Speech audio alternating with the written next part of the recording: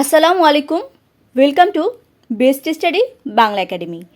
যারা যারা আমার ভিডিওটি দেখছেন তাদের সবাইকে আন্তরিকভাবে ধন্যবাদ জানিয়ে আমি আমার ভিডিওটি শুরু করছি।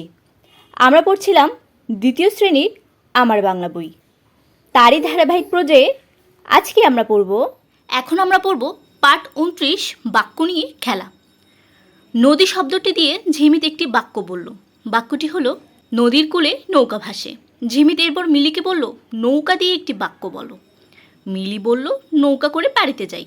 তারপর মিলি বাড়ি দিয়ে রাফিকে একটি বাক্য বলতে বলল। রাফি বলল বাড়িটা অনেক পুরনো। রাফি এবার তিথিকে পুরনো শব্দ দিয়ে বাক্য বলতে বলল।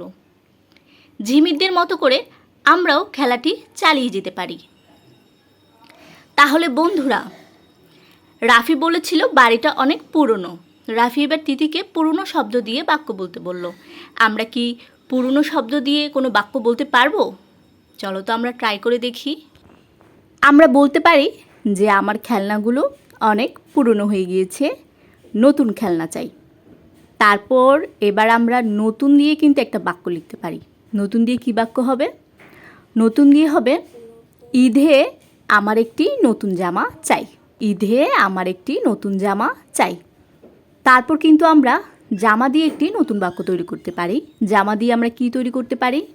প্রতি বছর আমরা কিছু জামা কাপড় গরিবদের দান করতে পারি।